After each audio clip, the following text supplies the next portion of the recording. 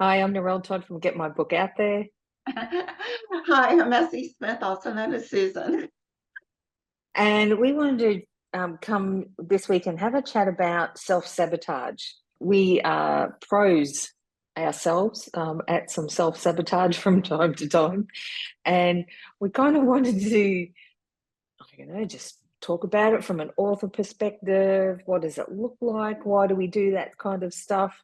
And even potentially, how can we stop sabotaging and just get on with the show and get out there and sell more books? Does that sound about right, Susan?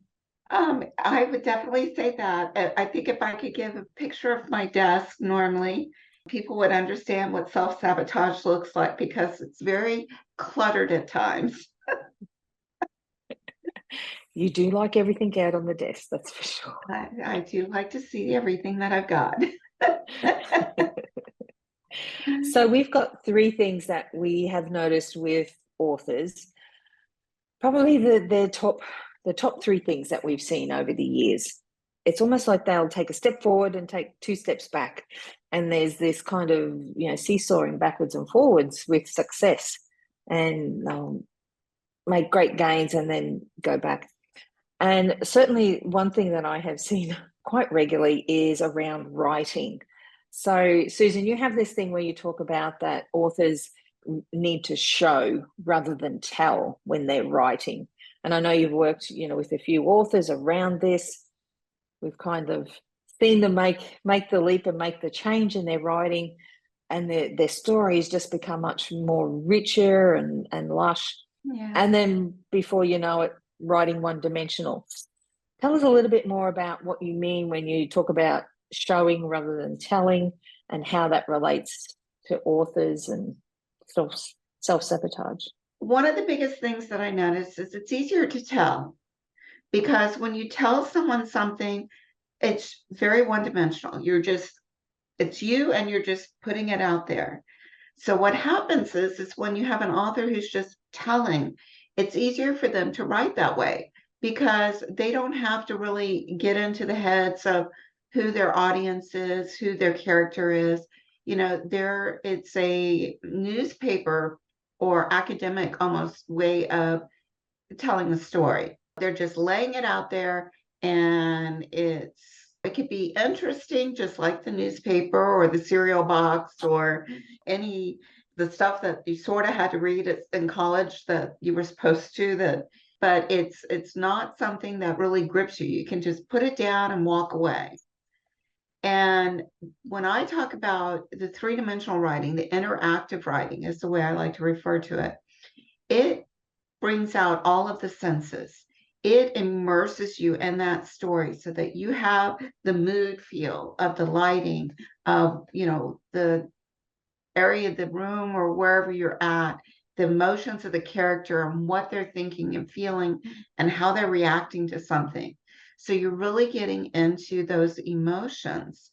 And it's not just that character, but it's the effect of everything around them that has on that character and what that character has on the environment around them. When you're interacting with someone, like when we're together, it's not just me laughing or me having the conversation. It's both of us interacting and both of us laughing or being in a different situation and being reactive. So what happens is you'll have the authors who are just telling the story, and I'll work with them on flushing it out. But one of the things they find is it's a lot more work because you are emotionally in there. And so Yeah. it's working all of you, your brain, everything. It can be an exhausting endeavor when you're trying to capture all of these feelings, all these emotions, all these senses. So what happens is that the author will do that for a short period because I'll be egging them on, like, okay, what are they feeling? What are they thinking? How is this person reacting to them? And they're like, and then when I back away, they're just like, they're doing it. And then they're thinking, this is just too hard. I'd just rather tell the story and then put it out there.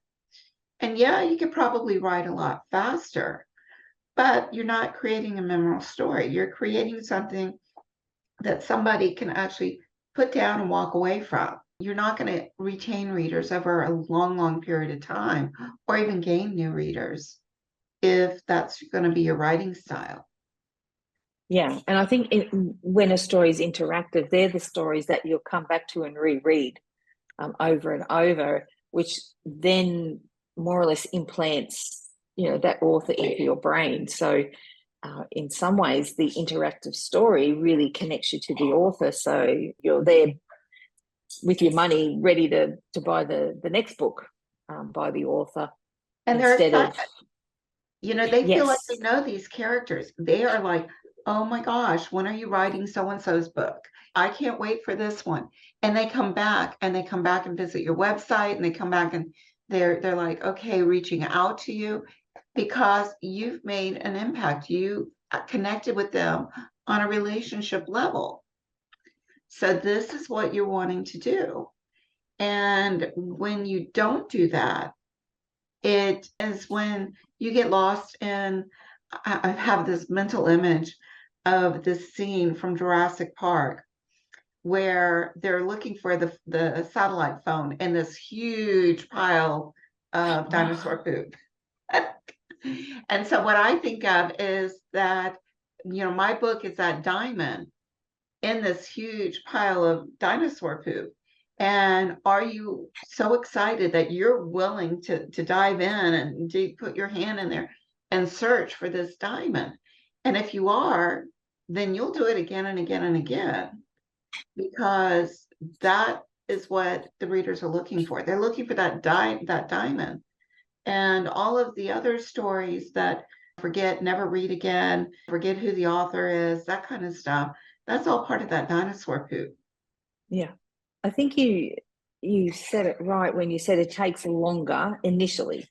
I should say initially it takes longer to write that way, but then once you kind of are into the rhythm of it and you've got it, it wouldn't then take as long. No. It's like whenever you learn a new skill, it always takes the longer. The first time when you're going through and you have to do this and I have to do that. But as soon as you embody it in yourself, or you kind of absorbed it, it then has just become second nature. That's the part where you need to get to. It's like from moving on from that beginner, oh, this is taking forever, I don't have time for this.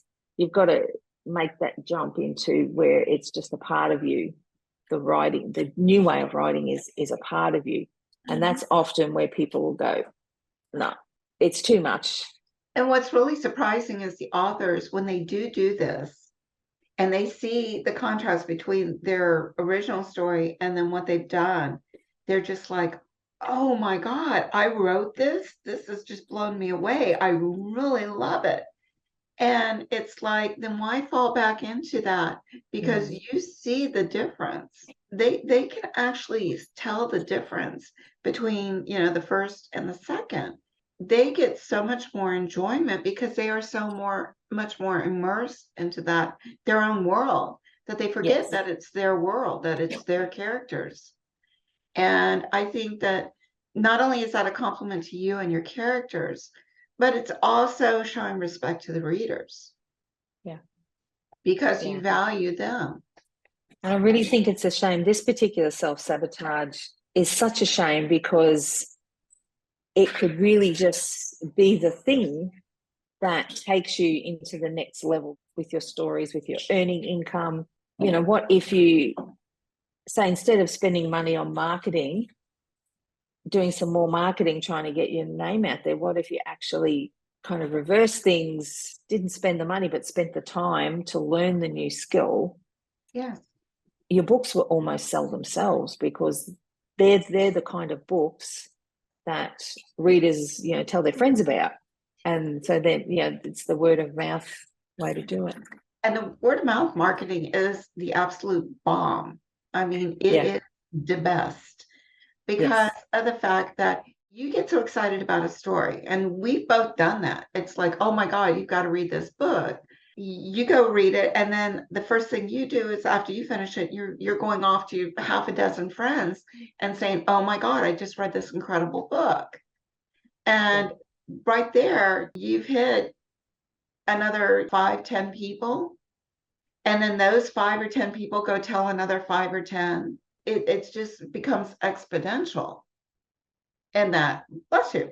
So it just becomes exponential in the fact that your marketing is hitting readers, and these readers are core readers.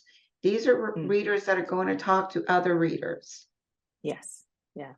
And that's how most popular books, I think, do get spread. Yes.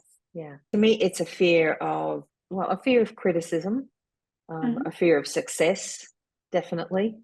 See a lot of people backpedal because of that. So if you are finding, as in, our listeners, if you are finding that you self-sabotage and you know that your writing could be improved, but you're putting it off, you're not doing it, you're not, using immersive or interactive writing, have a look at what is it that's stopping you. And I think getting that insight will help you move forward. So, is it a fear of criticism and a fear of success rather than necessarily a fear of failure? I think for many, the fear of success of like, what if you actually got your dreams? And, people were talking about, what if you did actually go viral?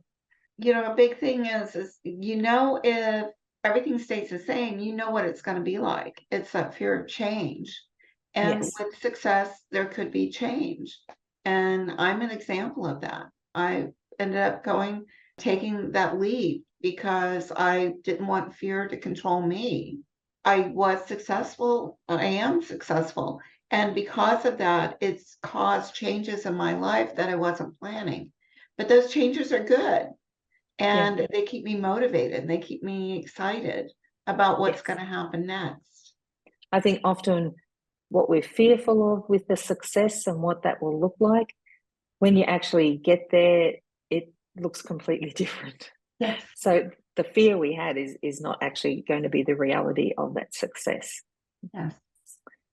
Okay, number 2, the second one that we've often seen is edit, and edit a bit more and never publish. We've seen that, and it's a shame because this is this great story that is just being torn apart, rewritten, and it's literally all just a mental. It's not an issue with the story; it's the issue with the author. Yes, yeah, yeah. So, I find it interesting when authors will say, "Oh, can you read my story?" And you read it, and it's like, "Yes, this is excellent." Or you read they give you the first couple of chapters, and you're like, "I'm there," I want the rest. And then 6 months, a year, more later, it's like, well, where's the story? Well, I finished it, but I'm not happy with it. And it's going, well, the first, say 6 chapters I read were really good. Oh, yeah, I want to polish it a bit more.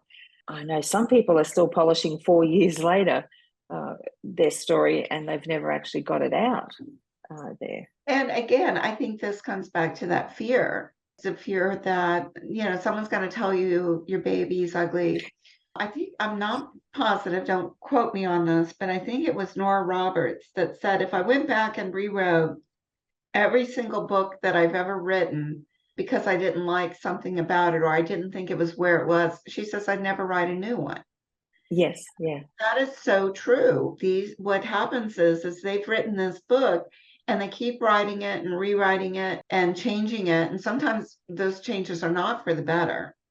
Yes. But they keep doing it over and over and over, and they never write another book. And they never publish the first one. So they get into that, again, that mindset, that rut, where they have set themselves up for failure, that they want to do this, but they don't take that next step. They need to just stand there and take that leap of faith and say, okay, you know what? It's as best as I can get it. I'm putting it out there. Yeah. I heard a good quote the other day when the guy said that progress rather than perfection. And I was like, that is so true. The author that you are today is not going to be the author that you are going to be tomorrow or next year. So you can only write for who you are at this moment in time. And you put the book out. And I think for the majority of people, it's almost like they take editing from actually editing the book, which of course you need to do, and professional editing, it needs to happen. But it almost like it goes from the editing process and it then becomes almost an obsession. And it's one they can't get past.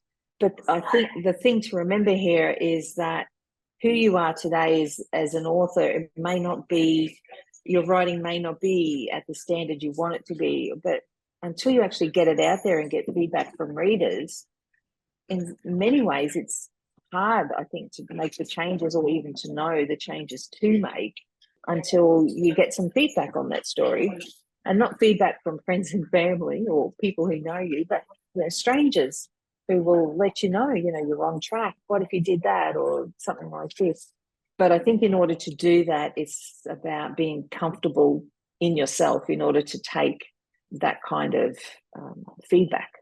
Looking at it from that point of view, who you are today, they say to really master a skill, it takes 10 years of doing it continuously.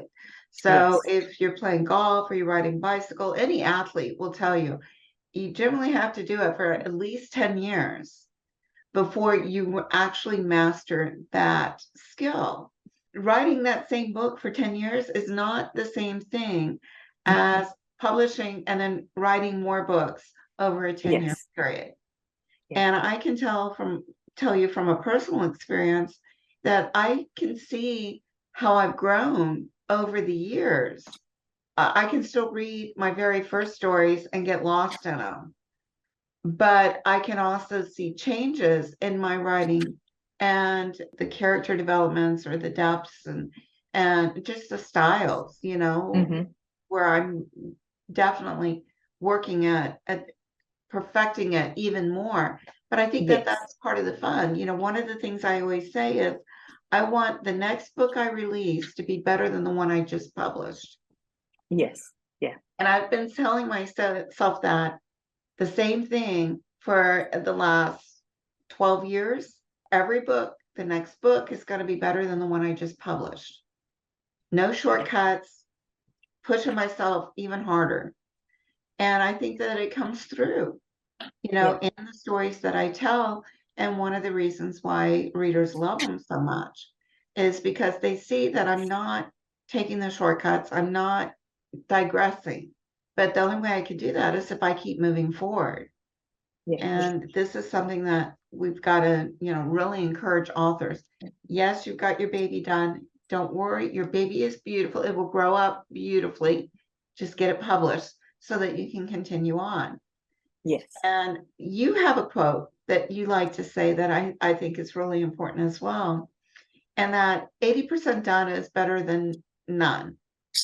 Yeah. Yeah. So can you elaborate a little bit on that so people understand? Yeah.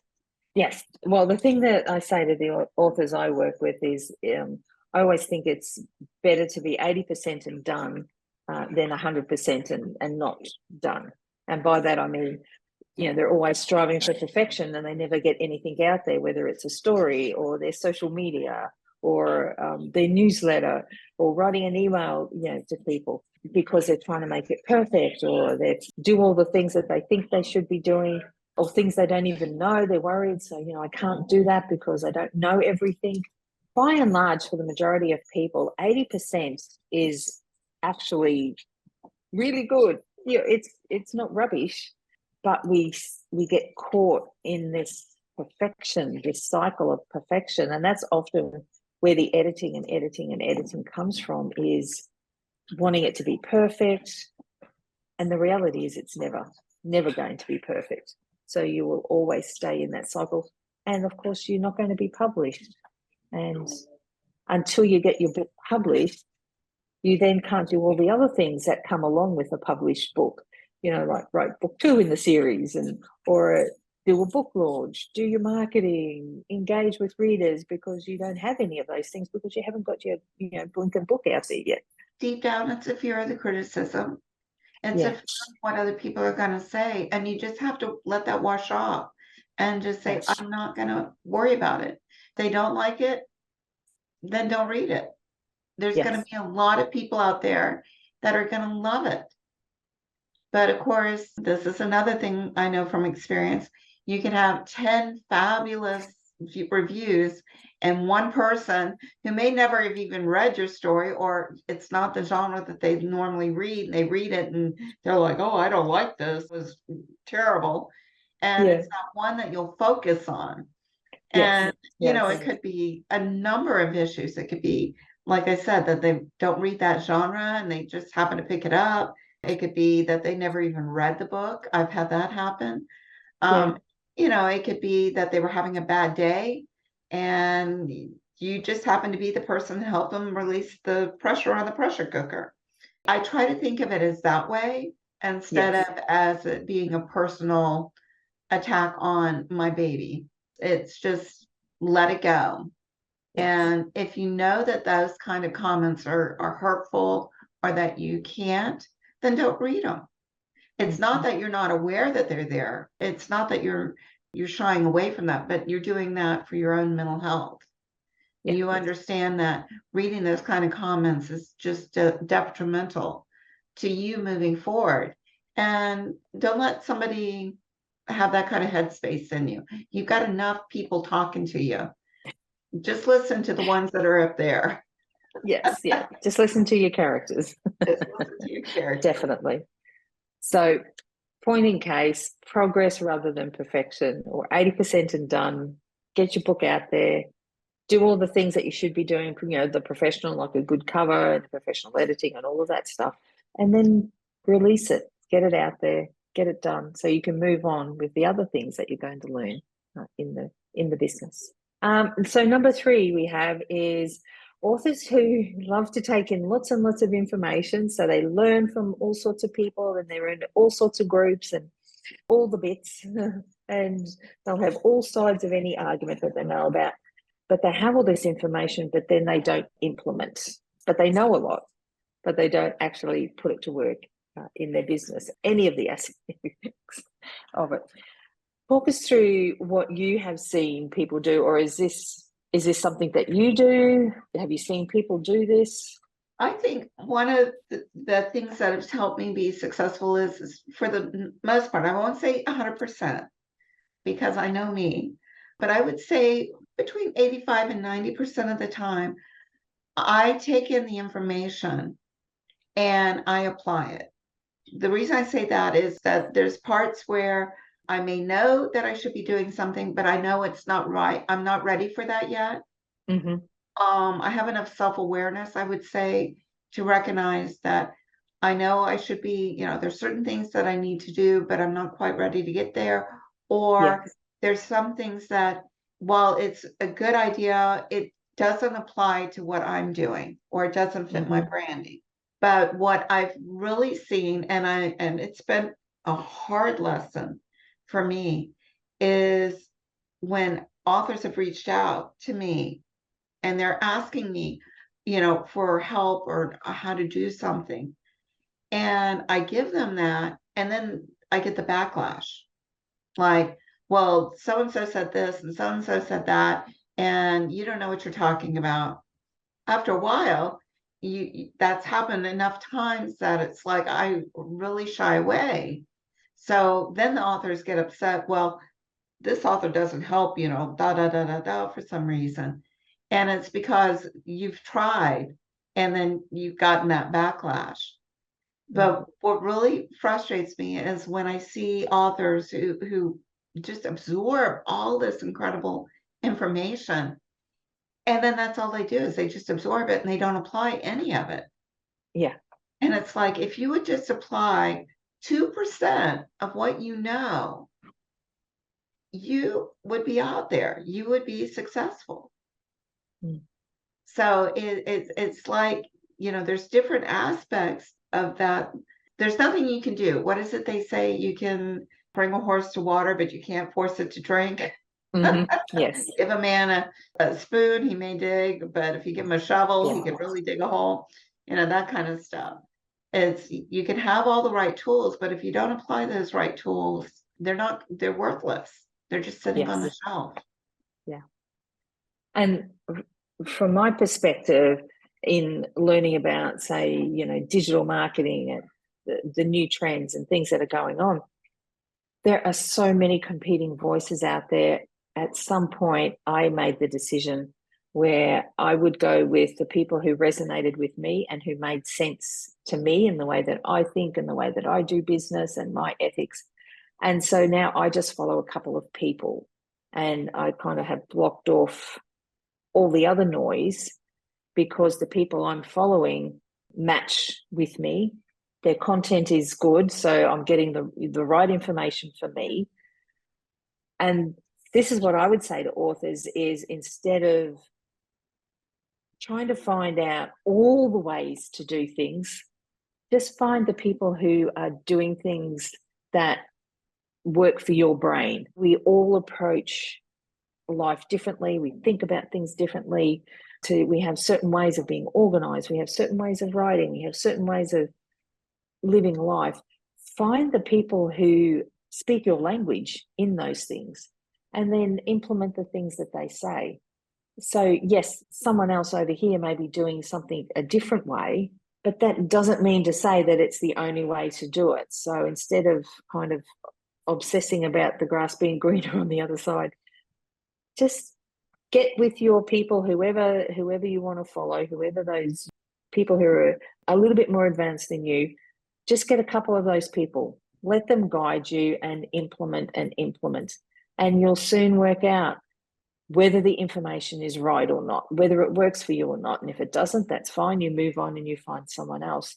But rather than almost getting obsessed with needing to know everything about everything, just take the bits that you need for now to give you the next step, implement that, and then next step, and you just keep on going. That's how you're going to actually get action and traction in your business. And it's like you said, you've got to do that where you're not taking everything, because that's just too overwhelming. Then Yes. you got all of this stuff and you don't know where to organize it, where to put everything. So you need to have like anywhere 1 to 3 things. And then I liked one of the things that you mentioned is do it for 3 months and then add something else. Yes. But don't add another 3 things if you're still working on the first 3.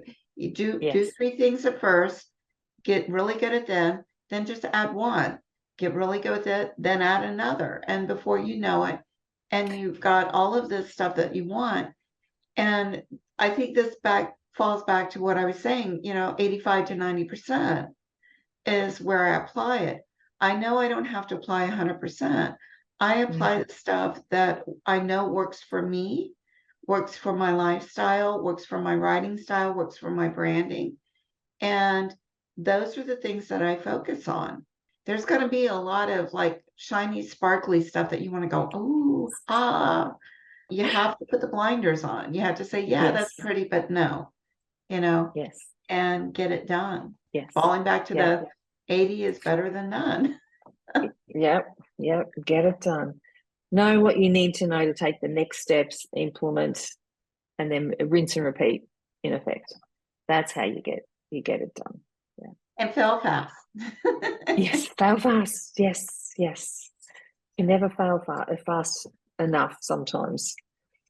So, which is another thing, of course, that we talk about all the time. Discover what doesn't work as quickly as you can, because that means that you get to move on to discovering what does work. So, and don't think of it as failure. It's not a bad thing. Yeah, no. Failing is not a negative connotation. It's not negative, no. It's actually very positive. I mean, scientists love finding out, no, this didn't work, because now they can eliminate that and then go to the next thing. Yes. Yeah. It's a good thing. Don't take it negatively. Absolutely. Anyway, so there are the top 3 things that we have seen authors do to self-sabotage. You may have seen yourself in some or all of those. If you, we probably know about some of them because, yes, we are guilty as anyone else of some of those things too. Whatever you do, have a look at what is the underlying thing for you on those things, what's actually stopping you, preventing you, deal with that stuff, and then often you'll then be able to work your way, kind of change the behavior and start to take the action that you need to do to get your business moving in the right direction. Okay, leave us some comments. Anyone wants some more tips on how you can actually move forward, some mindset stuff, just let us know in the comments. We're happy to help. Okay. Have a great day, everyone. See ya. Bye. Bye.